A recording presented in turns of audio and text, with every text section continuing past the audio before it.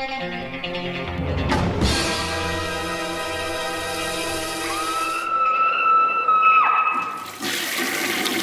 guys, what's up? It is week 211, and first and foremost, I want to let you guys know about a contest, and this is for a doozy of a release. This is for a brand new 4K release of Sangre from Zeiram Films.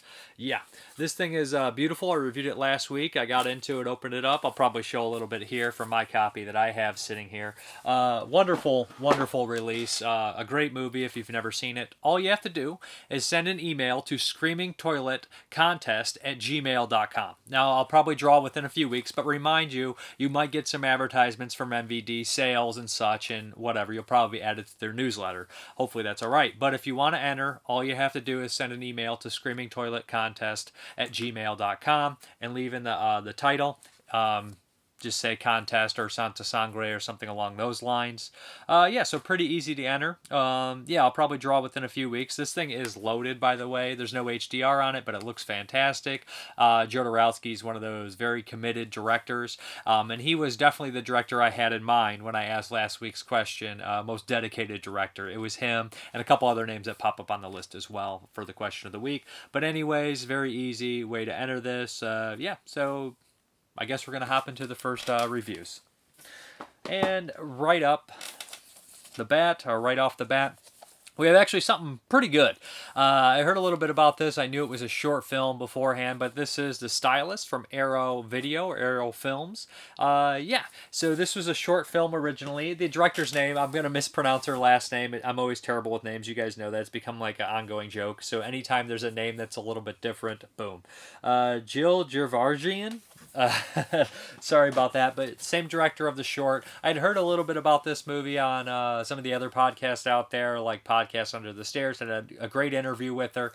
But, okay, so this movie, pop it in, and right off the bat, I'm like, oh, this is very much like Maniac. And I don't, when people say this is a rip of Maniac or anything like that, people need to understand that Maniac was a ripoff of Psycho, and any horror movie that was a psychological character study, partial slasher thing, or whatever like that, has almost felt like a ripoff of Psycho since 1960. So the ideas and themes and stuff in the film are you know, not exactly new, but it's done by it's done in a new way, in a new perspective. I saw things that I didn't typically see in a lot of these movies, and I dig the psychological thrillers. I love in this kind of vein, like Psycho. So movies that I would say share a similarity to this, of course, Psycho, Maniac, Killer of Dolls, and there is some stuff with some mannequin heads and everything. So it follows around a stylist, and it's kind of funny, right? Like all the movies of all the years we've had, it's almost like you could run down a list of basically jobs,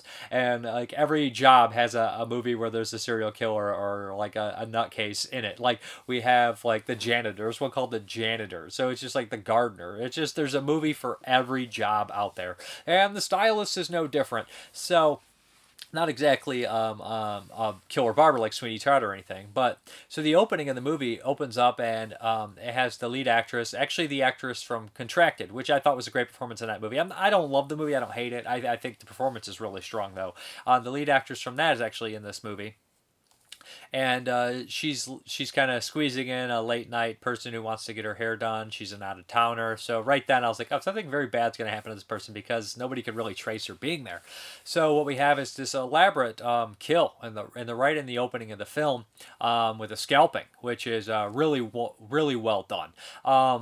And the music comes in, and it's wonderful. The lighting's wonderful. It has like an old style to it, but it doesn't feel like it's like, hey, we're a throwback, wink, wink. It just feels legit. It feels non-forced to me, and I really enjoyed it. I just like the look of the film. Somebody actually walked in and was when I was watching it, and they said, hey, when was this made? What year is this? And I said, this is last year it was technically made. So I was like, I think it counts for 2021 though. So they're like, oh wow. So they were very impressed with how it looked. Yeah. The opening scene I thought was really tremendous and well done, and there's a documentary on the disc that's called, it's like Invisible. Let me double check the title of it, because it was very good. It's like a featurette on here. that I was really happy with. It was The Invisible Woman, an exclusive visual essay by author and critic Alexandra Heller Nicholas, exploring the themes of women's labor and female killers in the stylist and horse cinema. And I thought right there that was a really great way to call that Invisible Woman, because this character, you kind of get the sense that she like vicariously somewhat wants to live through these people, and that's why she takes a piece of them. Like it's a very good character study on a serial killer. So we follow her home. I'm not going to spoil the whole movie. I just want to kind of set up the opening and everything like that. She kind of goes home and we see like her lair. And it's like this old school kind of thing in any serial killer den or anything like that. But part of the movie always feels like, is this 100% happening legitimately, or is there something just kind of like mentally here where she's kind of like, you think it could go that way too at just a small little bit of the movie. But the cinematography I loved in the film. Like I said, the lighting is great, the acting is great, and basically most of the movie is the stylist going through her kind of life and just wanting to be anything but herself. And she meets Brea Grant, who is she normally styles her hair, and she's getting married, so she's looking for a last minute person to do it. Something fell through with her wedding stylist, and she goes to her, and reluctantly the stylist kind of takes on the job. But taking a job on of that caliber is going to have some mental problems with her, and this connection and the relationship between her and Brea Grant is great. And it does, like I said, share similarities between Maniac and the Maniac remake and Psycho and Killer of Dolls with the mannequins and everything like that. But mannequins is nothing new in horror films. I know that it was used in Tourist Trap as well, and it's just kind of almost a staple. Mannequins and dolls, they're creepy, they're unsettling, they are the shape of a human but not human, so you can like put things inside of them. And the mannequin's perfect for her too, because as she like collects her items from them, she uses them. They're not exactly mannequins, to be honest. They're kind of like just I don't want wig holders, but it's just that she puts the personality within them, and she takes that personality off, like similar to the Return to Oz character who would wear the different heads. I like that idea, and this idea that she's invisible and society doesn't see her. And it comes, of course, it has the climax at the wedding. But this movie, I really was impressed with it. I thought it was a great film. I thought it was well done, well acted, and I was captivated the whole time. There's these kind of, it's a psychological horror film. I'm a sucker for those. It dives into psychology, and it's a good film. I really liked it. There's a bunch of features on here. There is an audio commentary by co-writer, producer, director Jill. Not gonna ruin her last name again with my voice. And actress producer Najara Townsend. Exclusive Blu-ray introduction with the director, The Invisible Woman featurette I mentioned, which I thought was great. And then we have the Stylist behind the scenes, a series of 8 behind-the-scenes featurettes on different aspects of the film's production, featuring interviews with the cast and crew.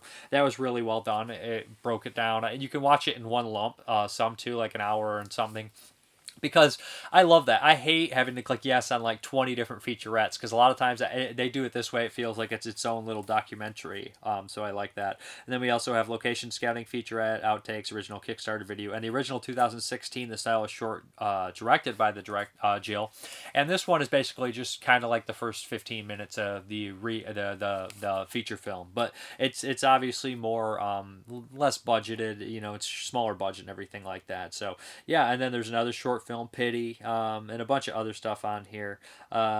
So anyways, and it also comes with the soundtrack. Is well worth listening. I love the soundtrack. But anyways, The Stylist looks like it's one of the better films I've watched for 2021 so far. I've only seen a handful, but I'm actually on a good streak. I haven't seen any really bad ones or anything like that. But check this one out, Arrow Films, Arrow Video. It's also streaming on their streaming service, and I think it's released on Blu-ray in June, early June. So yeah. Okay, this next one here is from the MVD Rewind collection, and it is Drive. That's right. Starring, I always mispronounce his name too, even though I've seen a dozen movies with him. Mark Dacascos, and Brittany Murphy's in here, and the other guy, Kadeem Hardison. I feel like he was a somewhat important actor in the 90s. I didn't really recognize him too much, but it's been a long time since I watched some of these movies he was probably in. Anyways, this is a 97 movie. It's directed by Steve Yang, who was involved with the Guyver, and you could tell right away, it says some of the same people in here, some of the small kind of like stuntmen and everything like that. So Mark Dacascos is one of these guys who I feel like's always been underrated. Then the more you look back in time and see him pop up in all these movies, you're like, this guy's actually a decent actor, and he's great at martial arts, and he's got good screen presence and everything like that. That's why it was so fun to see him pop up in the John Wick movie, which He might have been the best part of that movie, or one of the best parts, most definitely. So, Drive. This is there's the director's cut and the theatrical cut on here. The director's cut is much longer. It's like 10 minutes longer. That's a substantial bit on there. So this is a buddy movie, like the kind of mismatched pair buddy movie. It's a martial arts movie. It's a comedy kind of action deal. So essentially, Mark is a secret kind of weapon that escapes from a lab, and a bunch of baddies are after him. At first, they hire these goon squad. The lead actor I didn't recognize right away, but he's with Tracy Walter, who's in a bunch of stuff. Tracy Walter, a very famous character actor. Bob the Goon from Batman, Young Guns 2.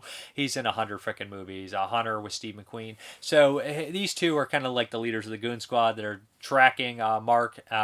He is forced to pair up with the other guy who's like this almost like, guy struggling with his life and his wife and all that kind of stuff, and Kadeem, and they're an unlikely duo. That's a very common 90s action trope. It went up till Rush Hour, but it was even in like the buddy cop movies, 48 Hours and Beverly Hills Cop, where it's like, we got two people that don't match and we're going to bunch them together, and it's going to be funny, and it's going to be action-packed, and it's going to be entertaining. So that's what we have here. These two are on the run while these goons chase them. They bump into Brittany Murphy, who's absolutely ridiculous in the movie, which somebody told me she's absolutely ridiculous, and she is.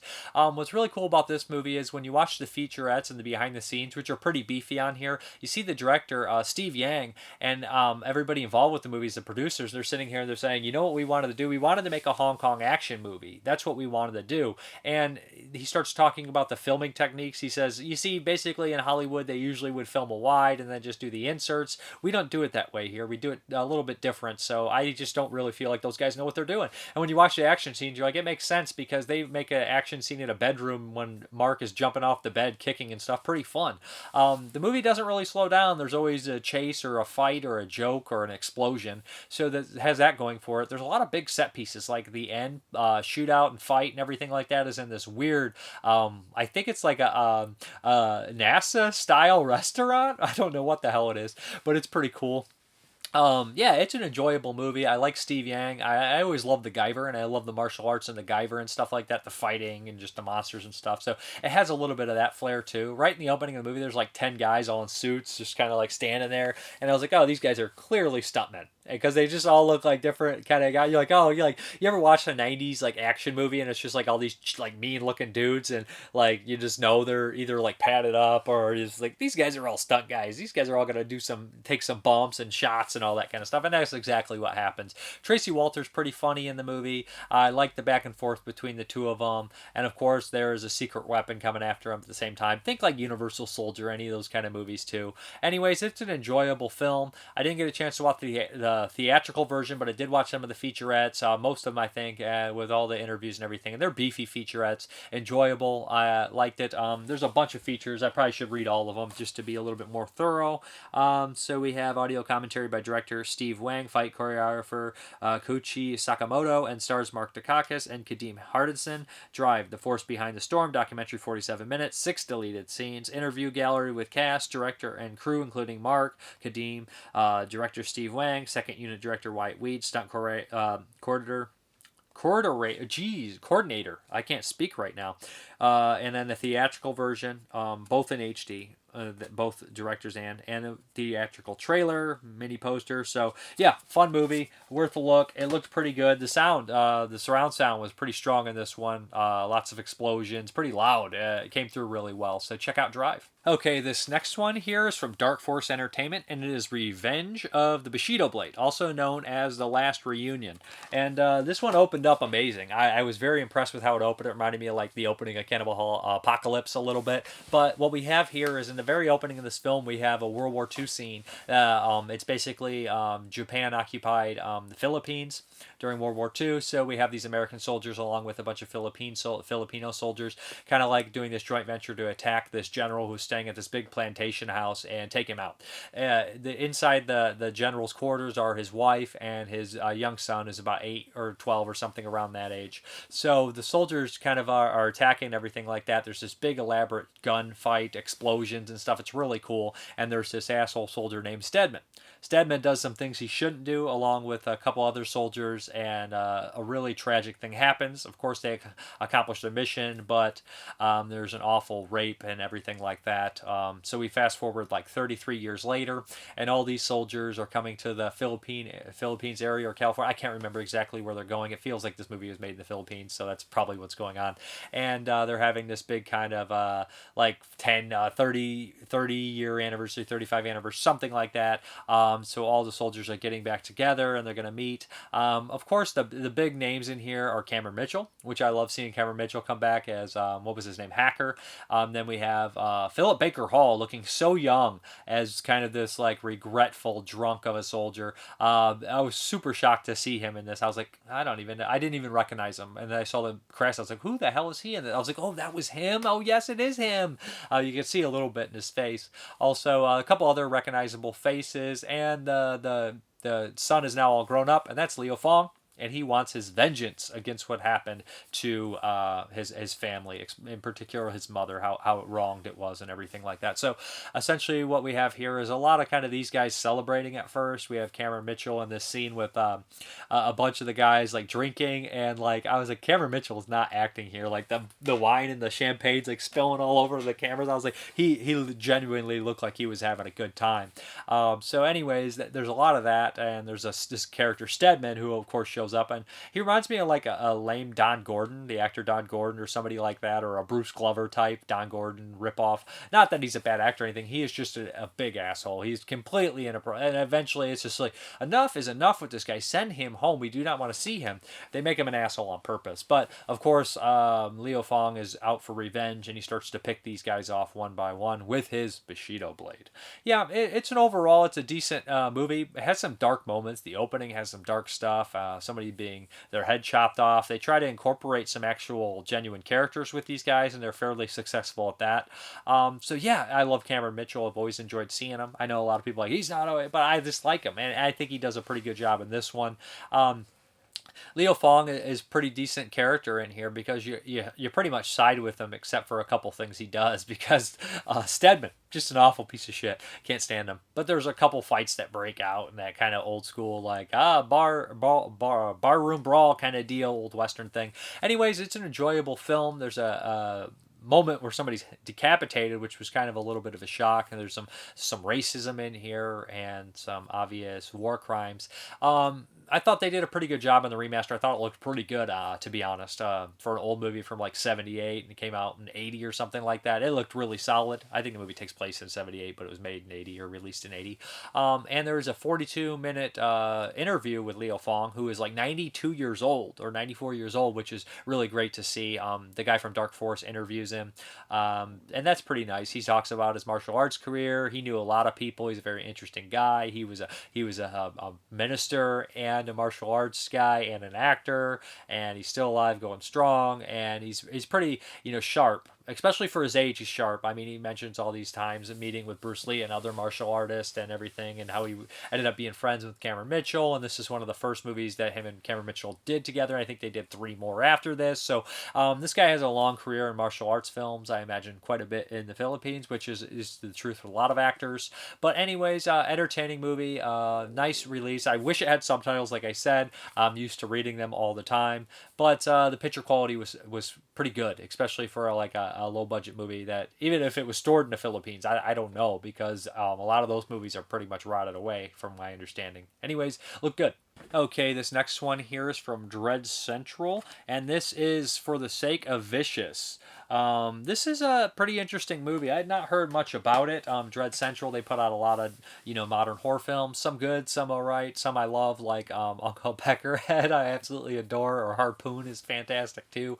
But we have For the Sake of Vicious. This is a pretty interesting movie. It's short. It's like 80 minutes. It gets right to the point. Not much downtime. So, in the very beginning of this film, we have this nurse who comes home, and we have this guy who's in her house. She doesn't recognize him at first. Then he kind of explains who he is. He has a kidnapped man with him, and he starts to explain everything. And he says, "This guy raped my daughter, and I'm going to kill him, and I want him to admit it." They went to court. It was thrown out. This nurse actually was the nurse that was there that took care of her daughter. So we have this long kind of thing here of him kind of trying to figure this out, and you really don't know who to believe or who's responsible. This guy eventually gets out and he makes a call, and these criminals show up, and you think they're there to help him, but they're there to kill them. So it's these three that have to face off against a bunch of criminals, and the action is kind of cool. I thought the action was shot decent for a low budget movie. I thought it was actually shot well. I know I like the wide shots when it comes to action and everything like that, because you can actually see what they're doing. Although the in Drive, they say that a lot of times just a wide shot and then the inserts is what they do, which is not effective. I like the kind of the wide shots when it comes to like shootouts and stuff like that. And when you get super close, which Drive isn't. Drive is a lot of medium and different kinds of shots. It's not just wide shot and then close-ups. But when you get just close-ups, you can, it's a very effective way to do like a fast-paced kind of fight scene, because you don't really have to have everybody super choreographed, and you can be in tight quarters and move the camera with it and stuff like that. And I do like that sometimes, although sometimes I like to see the action. In this one, it's more of the close stuff, but it's effective. There's lots of weapons being thrown, there's effects in there, and it's just kind of non-stop, and it flows together, and it's sloppy fighting too, like sloppy, like these guys aren't super like martial artists or anything like that. There's the main guy is just an angry big guy, about his kid. He's just an angry father, and sometimes that's all you need to fight, right? I thought that the best acting in here was probably done by they're all decent. The three main actors are all solid. I think they do a decent job. But I thought the guy who's accused of being a rapist was probably the strongest performance, or maybe just had the best lines. But there's some blood in here. All the killers or the criminals wear these like Halloween masks because it takes place on Halloween. That kind of covers some of the sound being what maybe the sound they're making, everything like that. People are shot. People are stabbed. And then the main baddie comes in. And I don't care too much for the main baddie in this movie. He's mostly a silent performance, and I definitely think that's what he was going for. There are some features on here: director's commentary, deleted scenes, the gory bits, cast commentary, and behind the scenes. So it's got a decent amount of stuff on here. All in all, I thought this was a solid little B picture. I don't want to say B picture, but low budget horror film that never really slows down. It's never boring. It gets straight to the point. Good action, lots of violence. So that is For the Sake of Vicious. Yeah. Okay, guys, get your pervert cards out. This one is Play Dead, the erotic collection. This is from Dark Side Releasing. This is a Pinky film. Let me read the back here, because I think this will explain a little bit how this movie is. Rapid waves of modernization come to a country town and affect the clan craftsman Gonzo, his wife, and the governor Zenzo, creating friction between them. Gonzo leaves to begin a new business in Osaka. On his way along the road banks, Gonzo sees a dead woman inside a small house, lying on a futon. But when he investigates further, he finds that she is not dead after all, and soon everything becomes a strange game of sex and overwhelming desire. Play Dead, also known as Conquitish Wife, is one of the prolific Japanese studio AMG Films' classic original Pink productions, the first of several being released in North America the first time on Blu-ray from Dark Side Releasing. So hopefully we'll get more of these. That plot's kind of inaccurate to actually what happens. So essentially what we have here is this struggling couple. They make these certain shoes that clogs, and everybody nowadays is getting shoes. So they're kind of down on their luck. They're borrowing money from this rich old pervert. This rich old pervert, of course, wants something for it. So every time the husband's out, he comes on and he tries to get, some love from the wife. It reminds me of one of those, I can't think of the movie. It was Orgies of Edo, or one of those kind of deals. There's like 9 of those movies in that series. Orgies of Edo or Inferno of Torture, or one of the stories in those anthologies is pretty much that, where the old man wants the wife and she kind of refuses and attacks. So eventually this old man keeps attacking her, or wanting, not exactly all out attacks, but he's like being very inappropriate and grabbing her and stuff like that. So the husband and wife decide to do something where they can try to make money, but they need to figure something out. So they figure to plan her death, to fake her death, so that they can borrow money for a funeral from this old rich man. So essentially she fakes her death. There's these 2 village idiots that are always around, and they're basically told to watch over the body while the old man, they'll come and mourn. The old man takes the husband out for some night of drinking. And he's up to something. So these 2 perverts start to kind of fondle the body.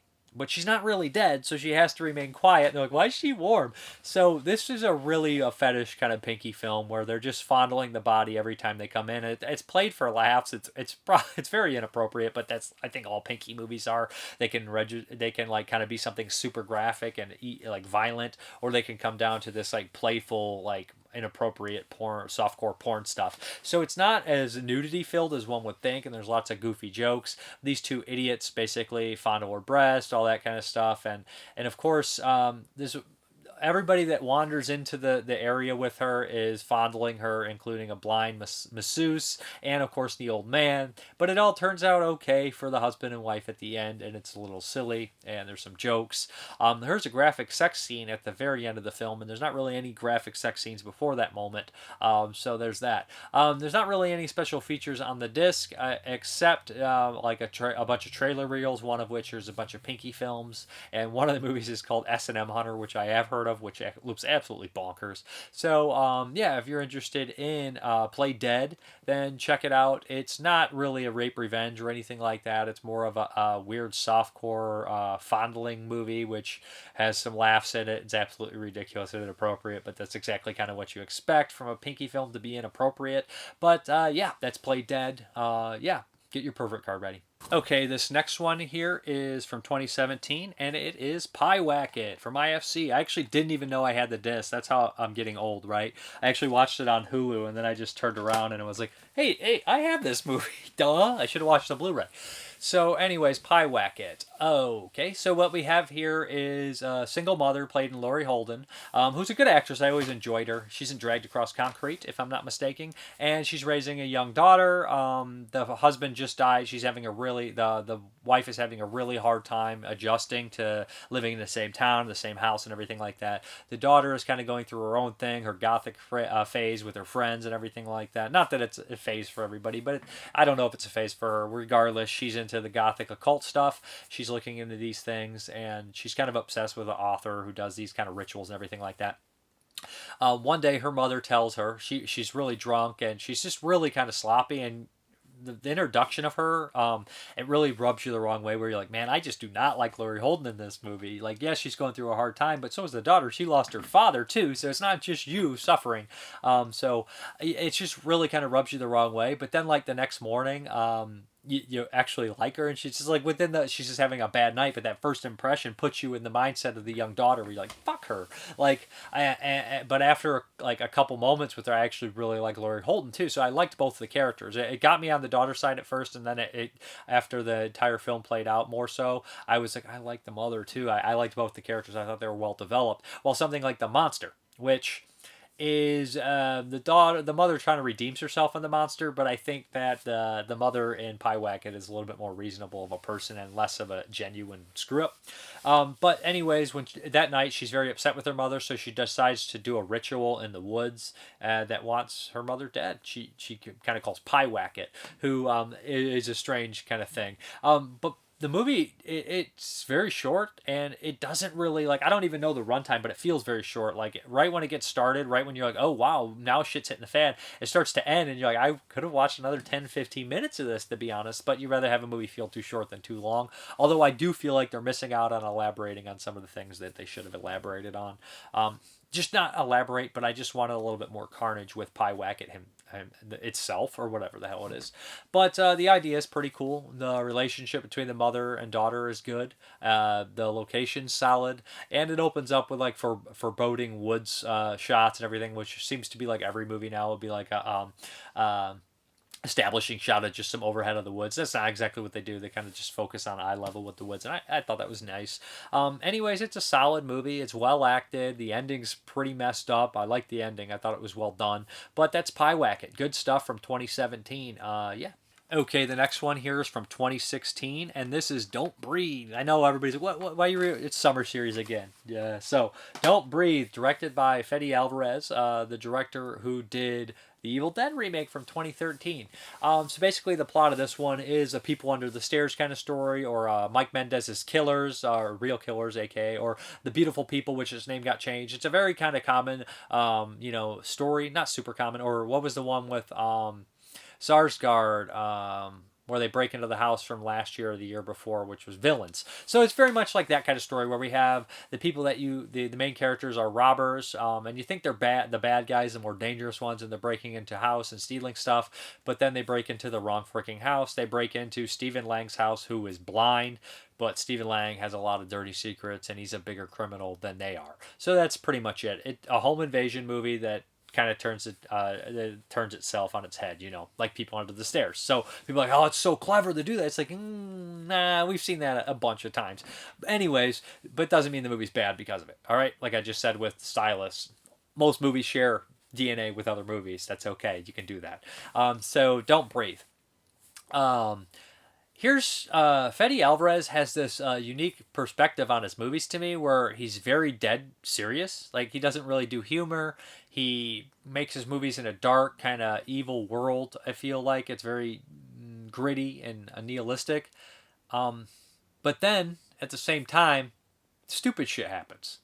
And when you mix those two, like, you have that dark tone with stuff that you expect me to believe, I get a little annoyed. And it's just nitpicky. And it's just a certain hang-up I have. Like, that I know it's my hang-ups that I just get a little annoyed at. So this movie's better than I'm probably going to say it is. Like, the sound design in here is great, because the character Stephen Lang is, like, the antagonist. Well, both are kind of. And he's in the house. So, like, and he's blind, so he relies on his hearing. So the sound design's great in here. So the three of them are trying to stay quiet throughout while, he's out there stalking them, and the house is booby-trapped and all that kind of stuff. There's that going on. So the sound design's great. And Stephen Lang's fantastic in it too. He kind of has this very strange voice, very creepy. He's always been a good actor. I've always thought he was very solid ever since I saw Tombstone at age like 6, 7 or whatever, whenever it came out. Yeah, so he's a solid actor. He's a solid villain. But the three characters that break into the house, you don't. And that's kind of a thing too. It's just like, people are like, I don't know who to root for. It's like, I don't need to root for anybody, but I need to want to watch them. And the only one I like watching here is Stephen Lang. The three characters are as follows, like, kind of like this, like, gangster kind of guy who wants to rob and steal, and he's just kind of a douchebag, to be honest. He's just douchey. His girlfriend, who is just I don't know what her deal is. I never really kind of garnered what she's doing. And then the friend zone guy. And the friend zone guy is just that guy. He's like an incel. You're like, okay, fuck friend zone guy. He's just lame as fuck. So, like, I sorry for the language during that. It's just very, like, lamest terms I could use, but it's just don't give a shit about any of these people. And like I said, it doesn't mean I have to like them. It just means I want to watch them, and I don't even care to watch them. But so basically, they try to survive in the house. Like I said, it even has the dog, like People Under the Stairs. So it's a well-made film. It's well directed, but the writing never really does much for me. I don't care, like, about anybody. I just never invested in the film. And there's stuff like this where it's like, all these windows, I don't know if this is like a comedy beat or it's just like kind of like poor screenwriting. It's like, all these windows are boarded up. We can't get out of here. And it, like, instead of trying to kick in the window because there's a fucking board on it, dude, you're trapped for your life. Kick the fucking board. It's just a board on a window. You can break it. It's not going to be the end of the world. But no, we can't get out of here. And then a dog attacks him, hits him, and he flies through the boarded window. Why don't you try kicking it in? You're fighting for your life. You're not fighting, to get on a subway train or some shit. Also, there's a really nasty bit where the girl's pants are slit, and then, like, later she's running, and I don't need to see it, and I don't know if she changed pants or something. I didn't see that, but there's no slit. Okay. Just small stuff like that. And like I said, if the movie had the tone of Ghoulies 3 or Shaun of the Dead, I would never even care. I wouldn't even notice, But when it's just like this dark, like tense, like, pounding, like being silent, oh my God, I'm going to die any second, I notice things like that. You start to nitpick it. It brings a tone for me, and that just makes me immediately want to question things. And it's just weird. Also, this was made in 2016. Like, nowadays, everybody has cameras outside their house, and they're the basically the group of robbers. One of them's father works for a security company, so they have access to keys. So essentially, what they'll do is they'll use the key, shut off the alarm, steal everything, and then get out and throw a brick through the window. In the very beginning, they do that to show you how that kind of their MO are, yeah. And then they throw the brick through the window without a mask on. It's like, you went through all that trouble. This guy has this elaborate security system, or a decent security system, yet he doesn't have a camera outside his house. Yet you don't cover your face when you're running through the neighborhood just in case.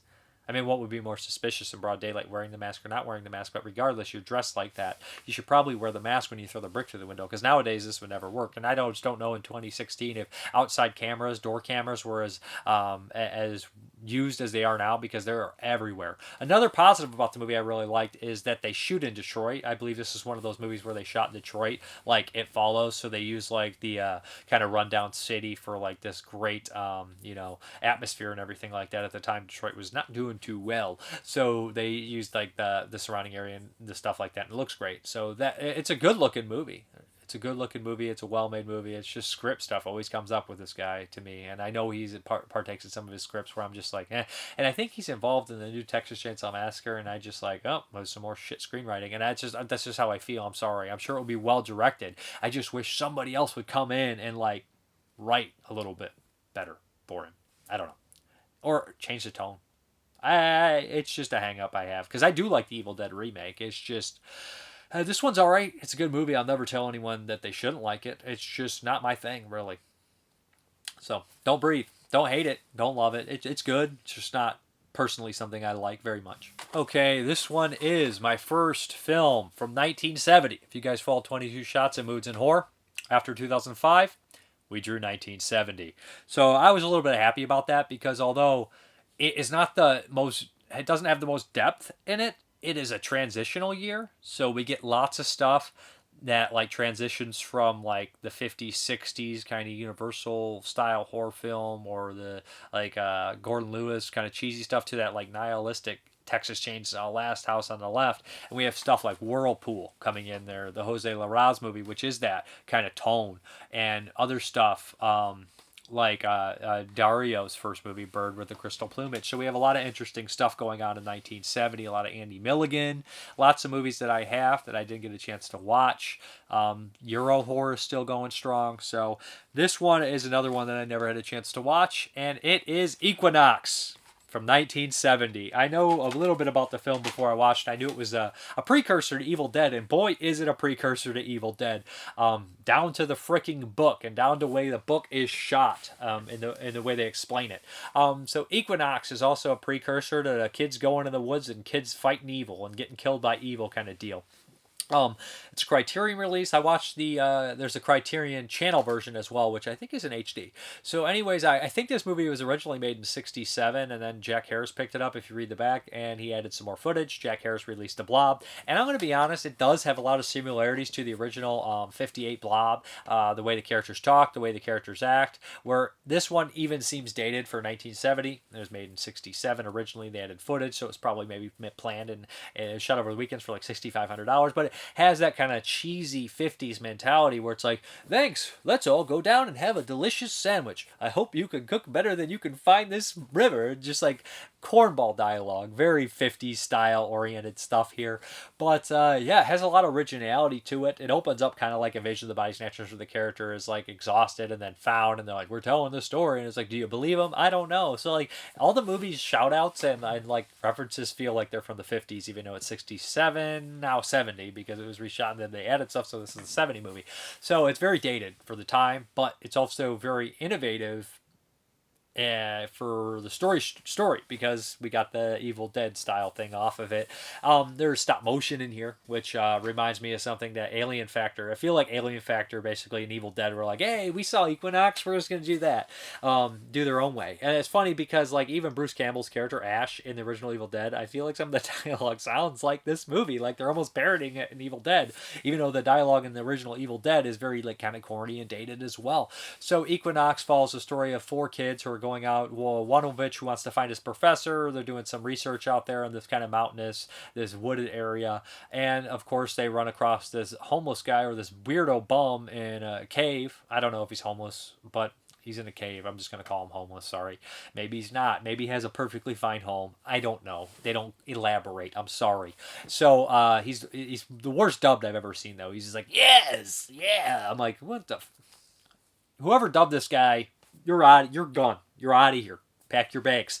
Awful. So I feel like everybody's probably dubbed or ADR'd because it's outside, but regardless, this guy's so poorly dubbed, and he points them into the direction of this book, which is this evil kind of book.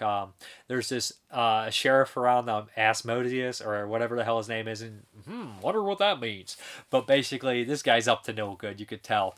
And the professor, they run into him. Some tragic thing happens, and then they're attacked by these monsters.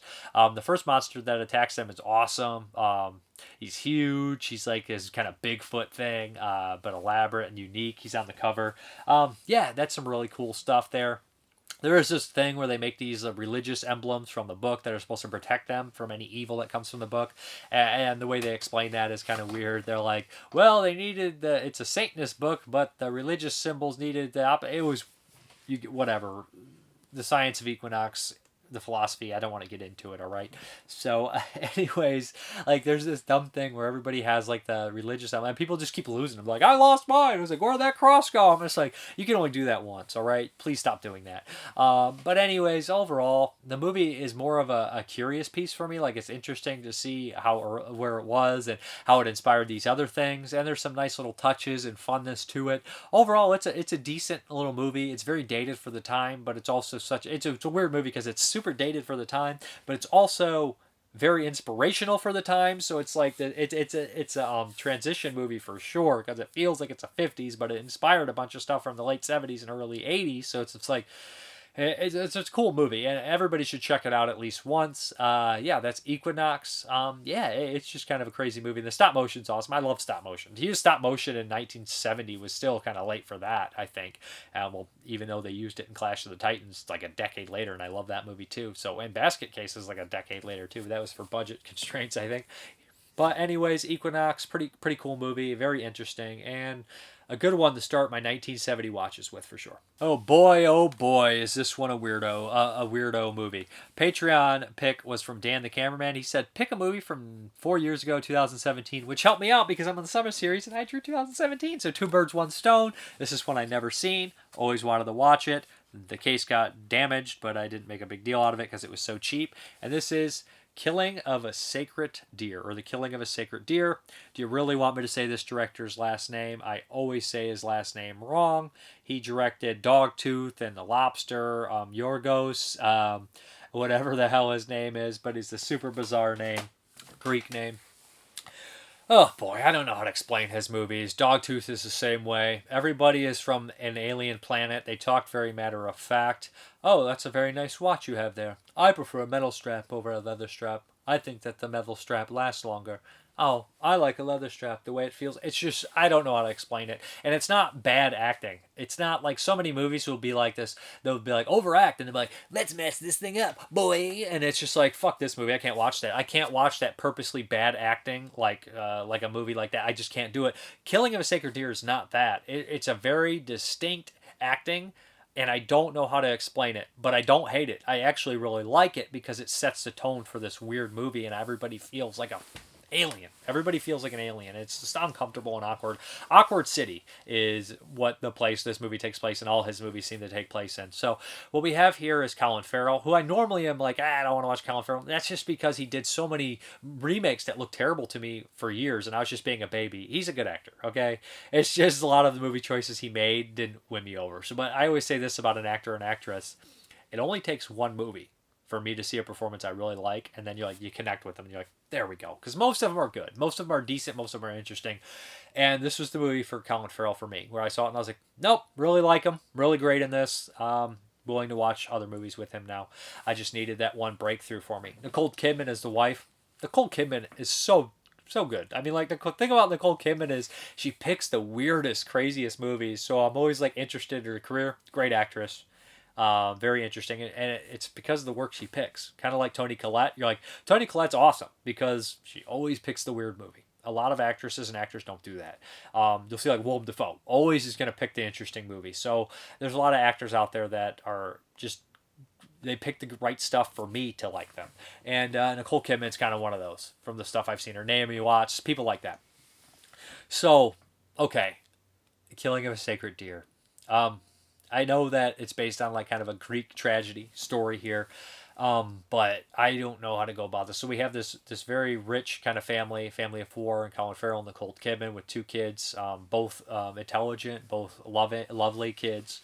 Seems like a lovely family. They have an amazing house. And Colin Farrell's been hanging out with this young man whose father was a patient of his that passed away. But at first you're like, why is Colin Farrell always around him? It's uncomfortable. It's weird. The kid is super bizarre. Acts just like everybody else, really weird, even weirder than them. And he's buying things for him, and the kid starts to get really possessive over him, and you're like, what the hell is going on here? And they start to have like this kind of break when he goes over to the boy's house and have dinner with the mother, and the mother just starts to come. It's just really awkward and unsettling. And eventually what we find out is that there is a curse because Colin Farrell might have done something that he shouldn't have, and now he has to choose. A huge decision that is absolutely heartbreaking and awful, and it gets this weird supernatural point. But the thing about the movie is it feels like it's in a real world where everybody acts like aliens and there's a supernatural thing going on. I don't know how to explain it, but boy oh boy does Colin Farrell start to lose his shit. And Nicole Kidman starts to lose her shit, and there's a sickness and illness happening, and it starts to affect the children. And there's like these beats of really dark comedy where the daughter's like, I'm looking out the window. And the boy has been paralyzed, basically. His legs are not working anymore. He's like, so do I. And he just like crawls out of the bed and falls right on the floor. It's like dark comedy in that kind of sense. But it has there's obviously a grueling decision that must be made. And it's a super awkward, unnerving movie. The soundtrack's great. The cinematography's great. The acting is great. So this is a really good movie. It's super fucking weird. I don't know how to explain it, but I like it. And it's like a train wreck, man. You can't stop watching. You got to see how it ends. You got to see what's going to happen. And it ends how it has to end, but you don't expect it to end that way. I don't know how to explain that, but that's the killing of a sacred deer. Good stuff. Awkward.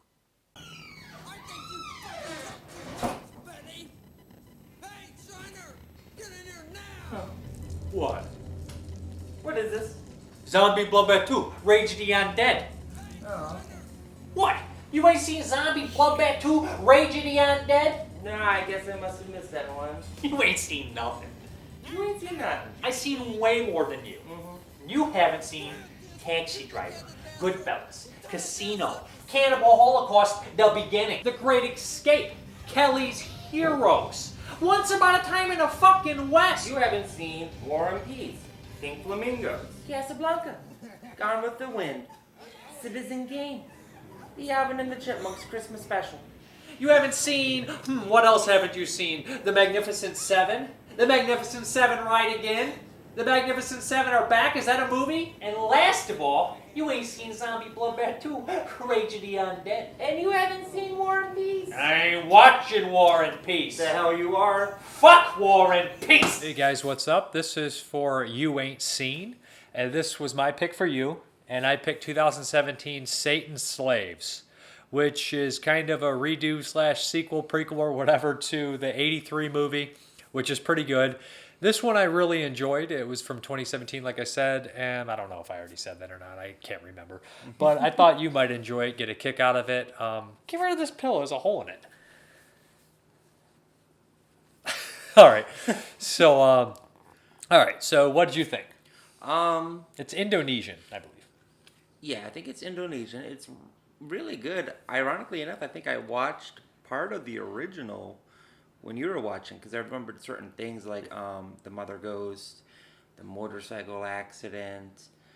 I don't know. I kind of like these like Indonesian ghost stories and any of like the ghost stories from like different countries that we're not used to. Well, specifically like Southeast Asia, I really enjoy them. There's just like a certain aesthetic about them that I really like.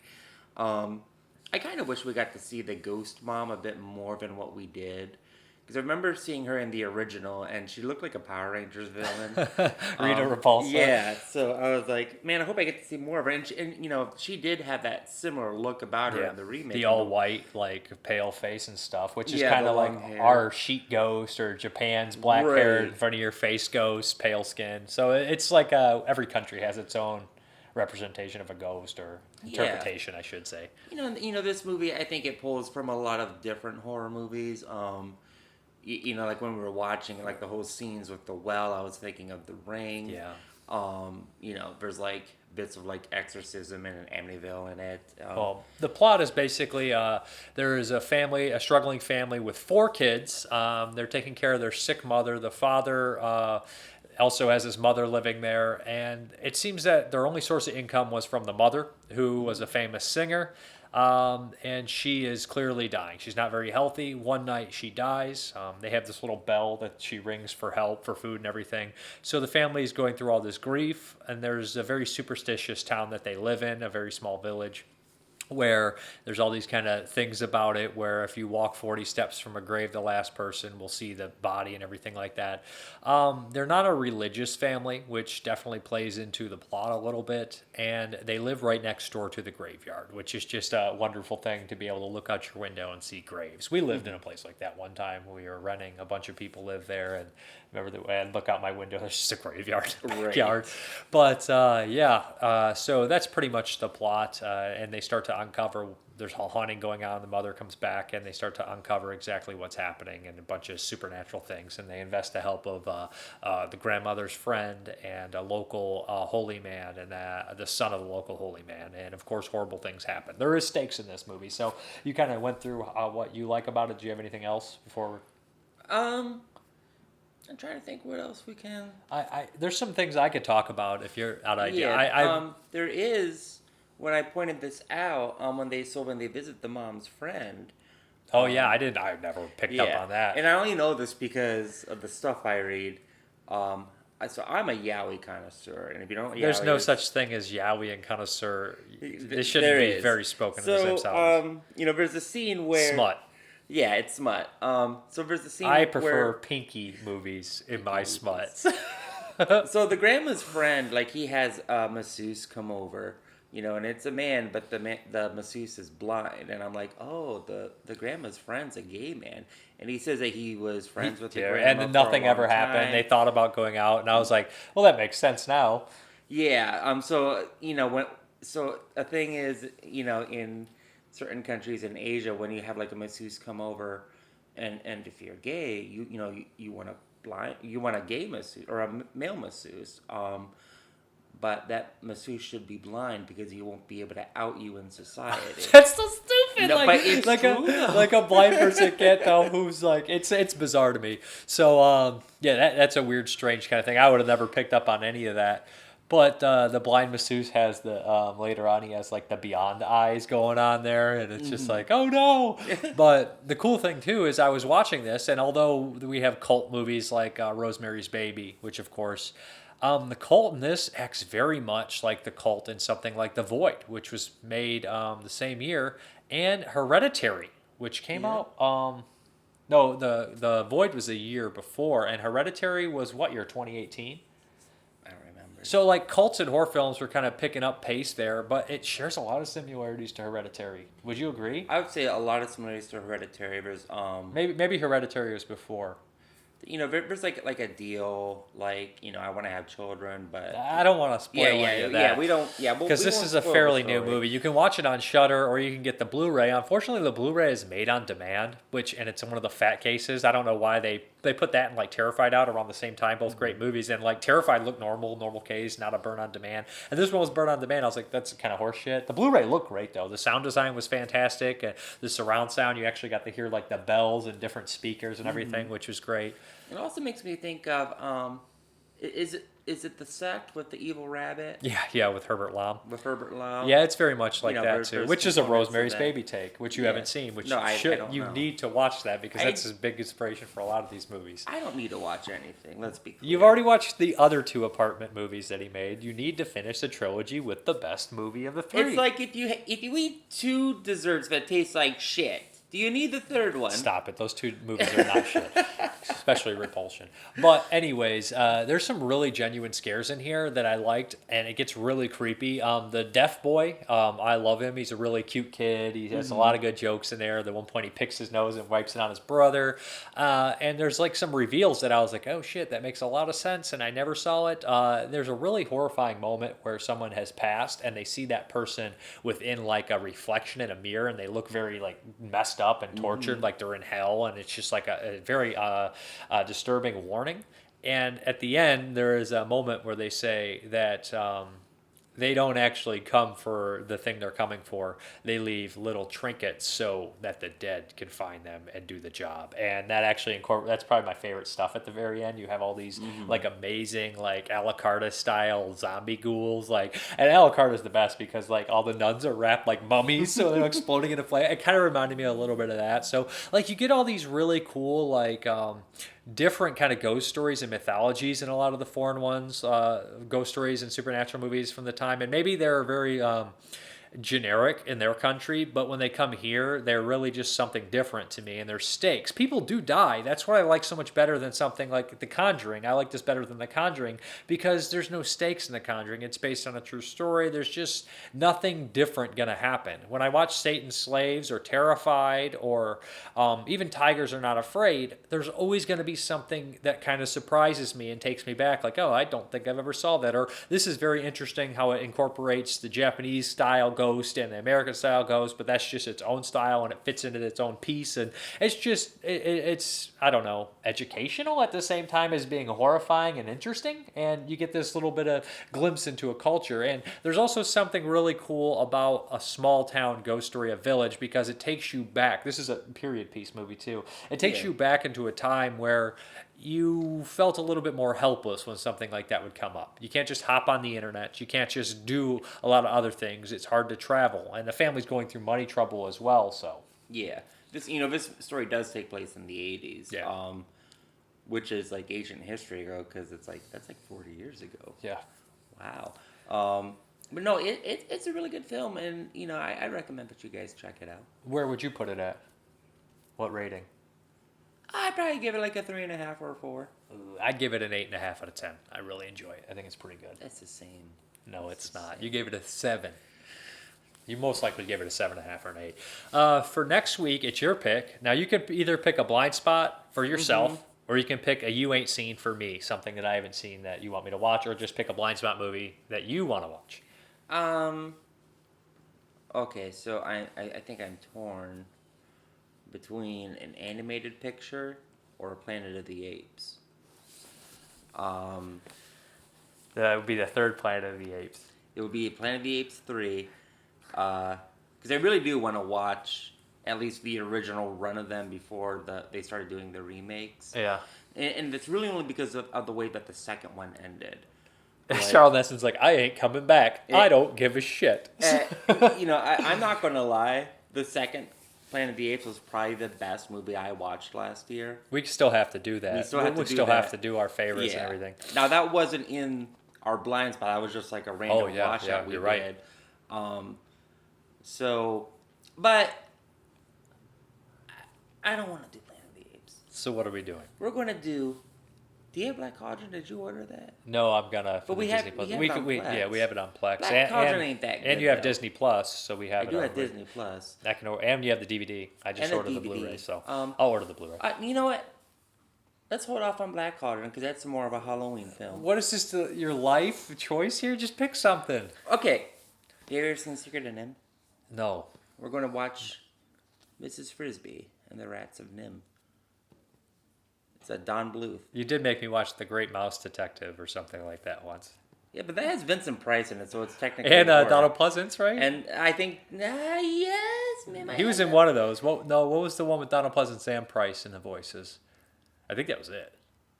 I can't imagine who Donald Pleasance plays in The Great Mouse Detective. I don't know. There was one that you made me watch. It was animated that had both their voices in there.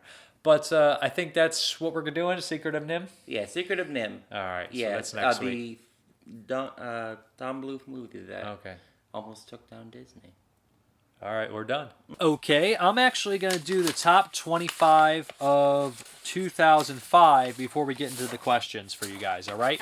I'm going to start with some honorable mentions. I did top 26, and then I'm doing honorable mentions because I'm a trash bag, and I can't even get it down to the top 25. Me and JP or somebody might shoot a video version later and get a little bit more elaborate into it. But I guess I'll just do the top 25 and throw that one as an honorable mention too. But the honorable mentions are 3 Masters of Horror episodes. I didn't include any of the Masters of Horror. Dear Woman was really good. Cigarette Burns was fantastic. And Jennifer by Dario was really good as well. And then my other honorable mention is Antibodies, which is a super crazy serial killer film. Good movie. And I will say that the bottom, 10 of these could be not 10. I'd say 5 or 6 could be mixed out. They're like the same thing with Antibodies. Should have been. I like it about the same as a lot of these, but you just kind of have to start cutting them off. So Antibodies would be 26. And then number 25 is Skeleton Key. Just because the location I thought was great. That could switch very much with Antibodies. I probably would switch it, but Skeleton Key, well-made horror film, good story, cool stuff. And then we have 24, Doom. Doom was really entertaining, surprised me. The Rock is awesome, Carl Urban's awesome, Richard Brake. Good characters, just Aliens, Predator, Redo, gory. 23, Corpse Bride. Enjoyed the hell out of this on the rewatch. Just good world created, very fun, very cute. 22, The Call of Cthulhu. This was really solid, really well done on a budget, creepy, atmospheric, felt very Lovecraftian, which is a hard thing to do, but I think that directors have gotten better at it over the years, and just the idea that it's a curse and it affects you when you know the story and you're jumping back through all these different timelines, you're like, it's just really well done. See, it's the story of a man telling his uncle's story to somebody or something it's just or repeating it, and it just messes him up. And his uncle's actually telling stories that were told to him, so it's this deep, rich mythology and story that you could basically get obsessed with, and it just ruin your life and your sanity. But it could be something supernatural at the same time, which is what makes Lovecraft so great. 21, House of Wax, basically a remake of Tourist Trap. Very, Cthulhu could be higher, it should be higher. But House of Wax, very entertaining remake of Tourist Trap. Great set pieces, the ending, the burning house, fantastic. 20, King Kong, the remake, Peter Jackson's King Kong. Enjoy it. It's very fun. It's very large. The bug scene is fantastic. 19, Reincarnation. This was the director of The Grudge. This one I thought was really scary. The opening was great, and the reveal was fantastic. 18, Man Behind the Scissors. Thought this was a really good kind of giallo-like Japanese horror thriller with personality stuff and murders. Really liked it. 17, Id. This one was bonkers. So crazy that I had to include it on the list. If I would have rewatched it, might have made it in my top 10. Just a gross pig farm horror film about weird Id getting out of control, manifesting itself into something real and tangible. Nuts. 16, Feast. Love the first 20 minutes, love the last 20 minutes. The middle has a little bit of slog, or this would have made my top 10. I always like the movie. The monsters are great. The cast is great. There's some good jokes. It just didn't hold up as well as it used to for me, and I know that's a little bit of a letdown for some people. 15, Pervert. This is the funniest movie of the year. Laughed the hardest during it. It's completely inappropriate. It's like a throwback to Nudie Cutie movies. Has some stop motion, some penis horror stuff going on. Full of nudity. Just hilarious stuff. Love it. 14, Meatball Machine. Very enjoyable, messed up love story in the vein of Tetsuo Iron Man about alien creatures that take over bodies and go to war. Entertaining as hell. 13, Hard Candy. A lot of these were more on the thriller side that I was like, I don't know if I can count that as a horror film, so I kind of threw it in that kind of capacity on the lower rung of the list, not in the top 10. Hard Candy, great thriller, man. Paige and Wilson, fantastic in it. Just a really uncomfortable movie. Great stuff. 12, 13, Tismeti, which I didn't rewatch, but I remember loving that. It should be lower probably, but still really enjoy it. Great movie, great thriller. It's a thriller though, where basically it's a game of death and it's really messed up. Black and white, fantastic stuff. 11, Lady Vengeance. If I would have included this as more of a horror film, it would have made my top 10. Great movie, part of the Vengeance trilogy. Just a fantastic film. Great acting, great story structure. Number 10, Chaos. I know a lot of people don't like it. Unauthorized remake of Last House on the Left. Kevin Gage is nasty. It just is an updated, brutal version that captures that nihilistic approach that the original had, which a lot of people will not like. Number 9, Hostel. It's just an easy watch for me. The first act is a little bit shaky. Formia and protagonist are just a little bit too dumb and unlikable at first to get behind, just the stupid way they talk, and just like, I don't want to be around these dumb bros. But overall, some of them redeem themselves, and I do enjoy the movie overall, and the idea and the concept and some of the stuff that happens in the second and third act is fantastic. 8, Wolf Creek, man, John Jarrett and the cinematography put this movie on the list. Great stuff there, a lot of tension. 7, War of the Worlds, nightmare fuel for me. I said that before. More of a sci-fi, but it is horror. I mean, it's the end of the world, aliens blowing people up. The river of dead bodies is also the stuff Nightmares is made of. 6, Norikyo's Dinner Table. This is a really bizarre 2.5 hour movie by Seinen Sano. Ties into Suicide Club. Just really crazy horror drama. And some of the dialogue I liked. I liked the idea. And the father, kind of his descent into figuring this story out. 5, Strange Circus. Sano, back-to-back Sano. This one is great and crazy, incestuous, fucked up family movie, which keeps changing what's going on and you don't know. And then there's some sick reveals that I loved. 4, Land of the Dead. You guys know how much I love George Romero and the zombie films he made. This one not as strong as the first 3. It's the next best one. Love Hopper. Leguizamo's great too. Some good special effects. And I just love George Romero's style and everything like that. 3, Noroi, The Curse. Could have easily made my number 2 if I would have had more time with this movie. I love the way the story unfolds in this. It's brilliant. It's a found footage movie, but it will show you something and then go back and you'll watch it and they'll like circle something on the frame and you're like, oh shit, I didn't notice that. Like I said, nothing is more scary than seeing something for a long time and not seeing something within it. And then that when you finally see it, it's not right. And you're like, oh no. It's just one of these things like for example, your hands on your mouse and you're sitting there clicking everything. Then all of a sudden, you've been on your computer for 2 hours, you look down and there's a tarantula right next to your hand for 2.5 hours and it could have bit you any minute. That shit is terrifying. That's how Noroi is. It's just like, it's unsettling as hell. You see, and a cult is like that as well. But something isn't as it seems. And that's what makes Noroi so scary and effective. Number 2, The Descent. I mean, come on, the claustrophobia, the monsters, the acting. It's just a great film. It's well put together, scary, super effective. Everything's great about it. And for a movie shot in a cave, they sure do the cinematography well. It's not in the lighting. It's not some dark, I can't see what the hell's going on movie. Number 1, The Devil's Rejects. I know a lot of people are like, I hate that movie. It's so trashy. It's like, people don't talk like that. People talk like that. Maybe you haven't been around enough trashy people or people like that, and you're lucky for it. But I love this movie. It's a throwback exploitation film. It's like a Western on the run movie. It's real gritty.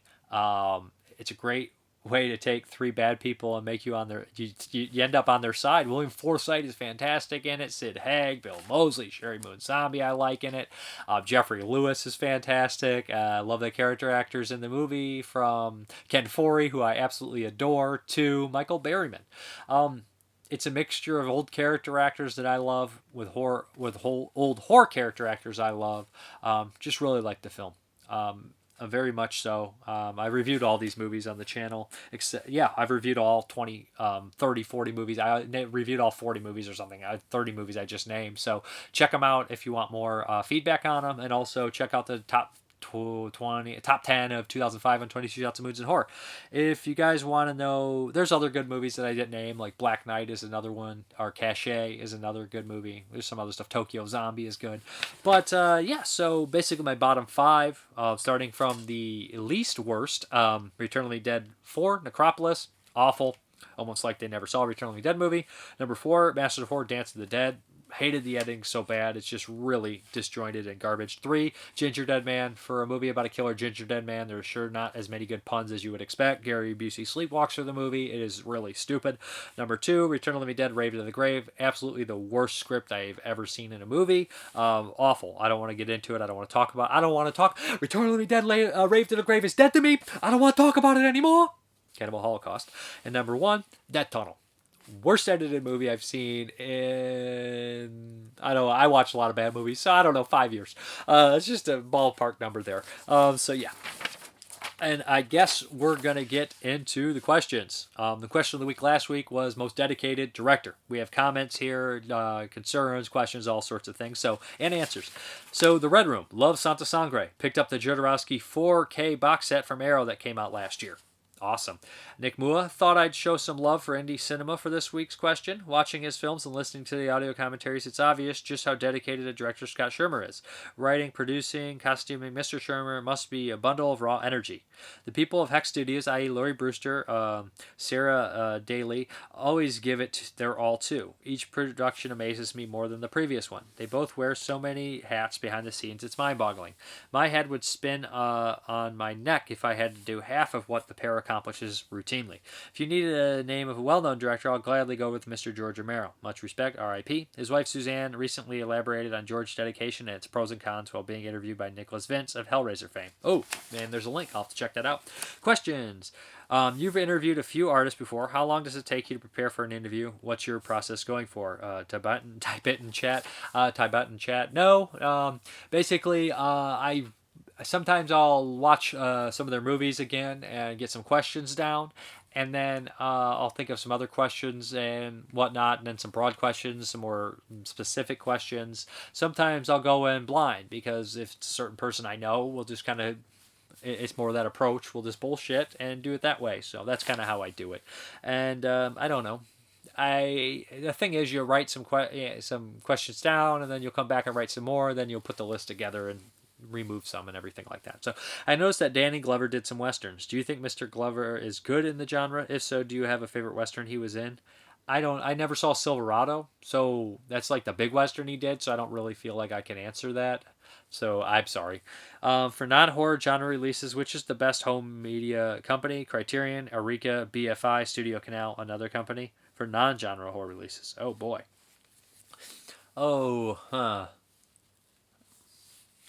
That's tough. Eureka release all these companies release a lot of horror films, but I'm going with Kino. Kino's the best for non-horror. They don't just release horror. I'm going to go with Kino. Kino Lorber is my favorite. Zach Nolan. Jose Mojica Marin's a prolific director. That is Coffin Joe, and he's very dedicated. Tim Hayes. The Philadelphia Experiment is the final countdown in reverse, where two U.S. Navy sailors get sent to the 1980s from World War II, but without any aircraft carrier. When I saw the trailer for the final countdown on switching the page. Shock Festival movie trailer compilation DVD set. That's a mouthful. I found it was the same film as the Philadelphia Experiment. I was wrong. Just two movies similar to each other. I just made the comparison that they both kind of reminded me of each other. 81 Oak Ridge. I got Autopsy of Jane Doe up there with Hereditary as my two favorite horror movies of the 2010s. Brilliant film. Peekaboo. Hello, Sensei Super Dave Crockett. Congrats to getting so many new subs also. I remember you were on 7,900 a while, and I never understood why not more movie fans have subbed. So congrats, and hope to see more people finding your channel. Thank you. For those who have seen or not seen Happy Death Day, I can recommend the Colombian 2011 movie Volver a Mourir. I can't remember it has an English title, but it directly translated it would be Die Again or even Die of Fear and Return, as in returning to life again and repeat. It doesn't rely on comedic twist as Happy Death Day did, and it's a bit darker, obviously since no humor in it, but also the scenes are more played out during nighttime. Great to hear your love for Tampopo. Question of the week. Koji Wakamatsu, because he stayed dedicated to what he wanted to say and had such a long career. Great video and update as always. Be safe.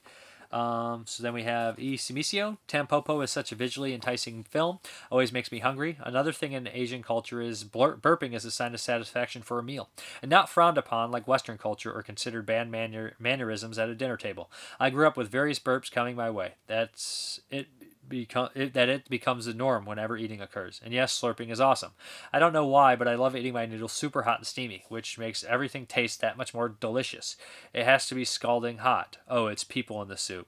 Autopsy of Jane Doe is alright. Gerald's Game is great with the squeamish hand scene. Claire Bear, same. My pho and ramen hits different if I'm not slurping. Mood 616, yes, corrections, gotta love them. Jordan Bibby, and then we have some answers for, these are all strictly answers for the question of the week. Fulci, Rob Kokinski agrees on Fulci.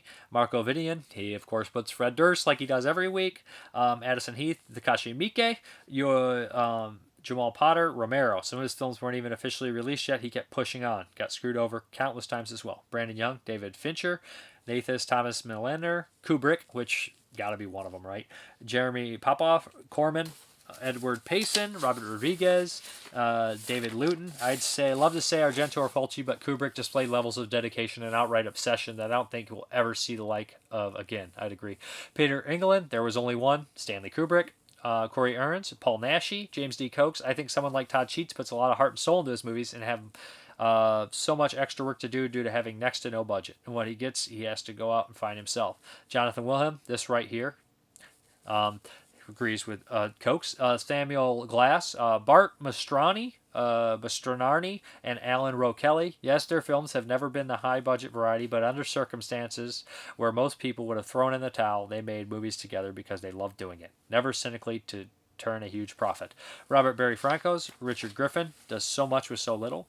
Jason Fetters, Kurosawa, he continued to make movies all his life, even when there was a lack of funding. Jeremy White, Werner motherfucking Herzog. I agree. Stephen Friedel, he says amen. David Gibson, the two names that come to mind instantly are Jodorowsky, the man gives absolutely no fucks, and the King Kubrick. I agree with Jodorowsky, Kubrick, and Herzog. Those would be the three I'd go with. Because these guys were going to die. They'd die. They would die on the spot for a movie and not give a shit. Christopher Bickle, David Gibson, I'll second both of these, and add Herzog. David Gibson, I have to second Hertzy myself. And Gibson says all three are unwavering in their commitment to their art. Ryan Vincent Logston, Van Beber maybe, Linklater, and Coppola. Nick Mua, can we list a certain Dave James Parker? Absolutely not. I am a lazy bum in comparison to any of these people. Steve Friedel, Tim Dillman, Jason Bigley, Herzog, Andre Scott, Tarantino, Carpenter, or Craven for me. Cody Lee Harden, the S, which means Victor Salva. Terrible. Michael Allen Fitzgerald, Dakota Ray, Barry O'Connell, Jim Van Beber. Jeremy posted a picture of Han Solo pointing to himself, which made him immediately banned. Mike Mallory, this is interesting. I did not know this. Believe it or not, David Carradine. A lot of people don't know that David directed 4 little scene films that he worked on for decades. Reshoots, re-edits, self-releases, composed his own score, etc. He originally took acting work just so he could finance these personal directorial efforts. He sold back his Kung Fu royalties in order to keep working on them. He turned down Canon's lucrative offer to direct their version of Madahara because he was working on his own, more epic version. Went into bankruptcy, got sued, but doggedly he kept at it. And he posted a link of it. So that's really interesting to me. I did not know that about Carradine. And later in his career, you'll see like stuff. He'll pop up in Sundown, Vampire and Retreat, and he's fine in it, but he doesn't seem that into it. So to hear that he basically was doing this to direct movies gives me another layer of respect for him. I've always enjoyed him, but that's just like, damn, that's awesome. And he posts, so basically then Peter England also posts these 2 books here. He says, watch these 2 links for documentaries. Documentaries, especially S's for Stanley and Filmworker. And then Dustin Mills, Takashi Miike, Matthew Hudson. To echo a couple that constantly came up, Kubrick was legendary obsessive, but Herzog legit moved a boat across a mountain. I love that. This legit moved a boat. People died moving that boat, all right? Despite all that, I might have to say Buster Keaton.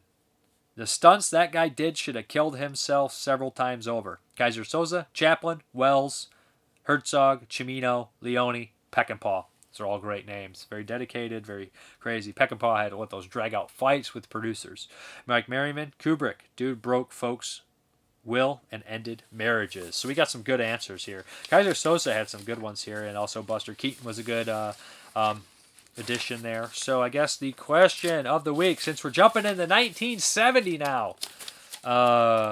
Yeah, we're doing 1970. So, your favorite horror or horror-adjacent film from 1970? I ask horror-adjacent because horror is not super in-depth in 1970. I mean, we have like 100 titles, but a lot of those are like borderline thrillers too. So, like, we get into Gialli, and then we have some stuff like Road to Selena that I want to watch, which is more considered a thriller. So, your favorite horror or horror-adjacent movie from 1970? I have a master list with like 250, like 20 titles on there that I'm not going to watch all of them, but I'm going to try to get 70 at least, and I'm going to be a little nitpicky.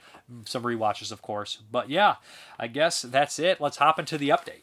Okay, we're going to hop into this update. First up is Chawz. It's pretty cheap. It was like 15% off, deep discount. Picked this up. Not seen it. Is this a South Korean one? If Jaws was looking to branch out to dry land, without a doubt, he'd want to be Chawz. Okay, I think this is a killer boar movie. Looks fun. Yeah. Then we have Altered States on Blu-ray. Been a long time since I watched this. This is a Warner Brothers release. Crazy movie by Ken Russell. It's been years. I'd like to rewatch it. I was young, so I probably didn't understand it. This was like $4, even though I have it in the the Mill Creek set. This is Maniac from Hammer Films. This I remember being a pretty solid movie. It was $4, so why the hell not? Grabbed it, picked it up. Then we have some Scream Factory, Eyes of a Stranger. Sorry, Your Party is Dead. This is a Ken Wiederhorn movie, which I have not seen in years. And I'm going to be honest, I don't know if I finished this one. And it's not because it was bad. It just was a long, long time ago. It was in that 6 horror pack that Warner Brothers put out. Then we have He Knows You're Alone, which I've seen, slasher movie. Made famous kind of because Tom Hanks is in one of his early roles, if not his first, very early role. Remember this being all right? Of course, they put Tom Hanks on the back, of course, in the movie 2.5 seconds, probably. He's just a friend. But yeah, it's been a long time since I watched this one as well. I don't remember disliking it, though. Then we have Raw, which I picked up finally. Good movie from 2016. Going to definitely rewatch this one. It's been a long time. Coming-of-age cannibal movie. But aren't all coming-of-age cannibal movies, if you really look? I'm just kidding.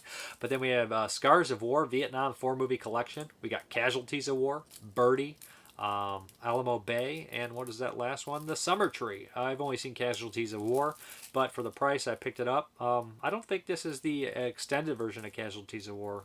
Maybe it's on there, maybe it's not. I don't think so. There's a longer version of that film, Brian De Palma movie. It's got a good cast in it. Michael J. Fox, Sean Penn, Don Harvey, John C. Reilly, John Leguizamo, great cast. Remember liking the movie, it's been years. Then we have some from the Eureka sale, and this is Strangled, based on a true story. It's a serial killer film, I believe, police procedural deal, not seen it, but when I ordered from Eureka, I decided to do a couple of the sales. Then we have Salvador, which is, Oliver Stone movie with James Woods. This is a good film. Never got a chance to see it. I know there was a Twilight Time release in the States, but it's a long out of print. This was a good price. Then we have Hush, Hush, Sweet Charlotte with Betty Davis and Joseph Cotton. Never seen this one. Always wanted to. I know my man Derek B's a big fan of it, so that's another reason I finally picked up the Blu-ray. Always wanted it. And then we have Bliss, which I absolutely love. This isn't a deluxe edition, but this is the second release now I have of Bliss. I love this movie, man. This is just a fantastic film. My third favorite movie of 2019. Might bump it up to second eventually. Probably is my second favorite, but just great stuff. Visually, it's amazing. And then Right Stuff Anime had a sale, so I grabbed a bunch of stuff. Tokyo Gore Police Lethal Force Edition. So yeah, this is a gore-filled fun movie. Nuts. Covered it on the channel. Then we have Zeiram 2, which is another Blu-ray from Tokyo Shock. This looks fun, Guyver style stuff. I know I have to pick up the first one. I think I have the DVD of the first one. Blu-ray in the States is out of print. This is Hakaider, or whatever. I can't say that. But this is supposed to be a weird movie film. Another Media Blasters Tokyo Shock release. Then we have, of course, Corpse Prison. I had to get Corpse Prison, but this is a really cheap price. Looks absolutely ridiculous. Looks fun. I think it's a video game. Is there a video game? Then we have Corpse Prison Part 2. Of course. What's one without the other? An orgy of death. A ritual of terror. Corpse Prison 2. Then we have, what else? Corpse Party. Yes. Yes, I love it. After you have Corpse Prison 1 and 2, you got to have a Corpse Party after. What are you going to do with the bodies, right? It's the high school from hell, and the student bodies are stacking up. You clever dog, you. And then we have some DVDs. They're really cheap, so I grabbed all the Switchblade movies I didn't have. So this was Gluttonous 1 and 2, based on the hit manga. I'm not sure what this is. It was very cheap. This looks ridiculous, so why not? Then we have Female Prisoner Sigma. I don't know if these are a take on the female prisoner movies. Like, there's tons of those. This is obviously done later down the line. So, and then we have, what is this? The Complete Collection, Raiji the Yakuza. So, pick this up too. Like, they were so cheap. Includes all 4 stories. Like, talking like $1 to $2 a piece. Some of them were a little bit more expensive, but after I had that many in there, I just started adding them. Then what is this one? New manager of a sumo club, which I hope is my future. That would be very much fun. I would just basically steal their lunches while they perform their sumo acts. I actually did watch a weird documentary about a sumo wrestler, and it showed what he eats. It's like this big stew thing, and it's pretty elaborate. But then we have girls, gangsters, and zombies. Bang, bang, you're undead. I love that. Come on now. Yeah, it would have been the perfect crime, except for those damn meddling zombies. Oh, this looks like it has some nice sex scenes in it, too. Probably with zombies, because that's what this movie looks like it's going for. But I love my zombies. I love my Japanese films, so why not? Killer bees. I would never buy this if it wasn't Japanese, but hopefully they do some fun, weird stuff with it, or because, modern day CGI Killer Bees is not what I really want to see. So hopefully there's something fun in there. Then we have Chain Gang Girls. Okay.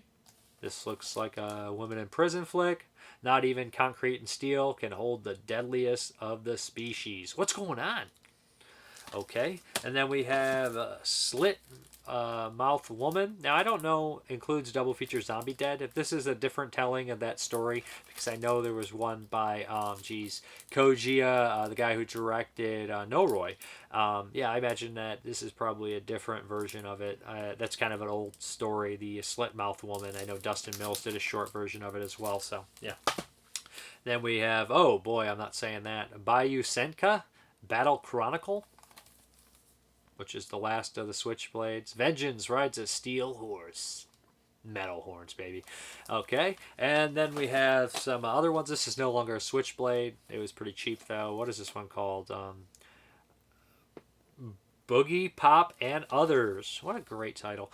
And I think this was a manga. This is a live version or something like that. Looks like Right Stuff actually released this one themselves. So, yeah. And then we have Asian Action Pack 1. What do we got in this bad boy? We got Yesterday, Marrying the Mafia, Jailbreakers, and Guns and Talks. So that's part 1. And of course, what's one without the other? Asian Action Pack 2. We have 2009, Lost Memories, No Blood, No Tears, Public Enemy, Conduct Zero, and Jungle Juice, which I actually have a couple of these on single releases. Maybe I can just keep the box sets out and put the rest away. But that is the update. There'll be some more next week, hopefully. But yeah, I'm out of here. Okay, guys, thank you very much for watching. And as always, have a good one.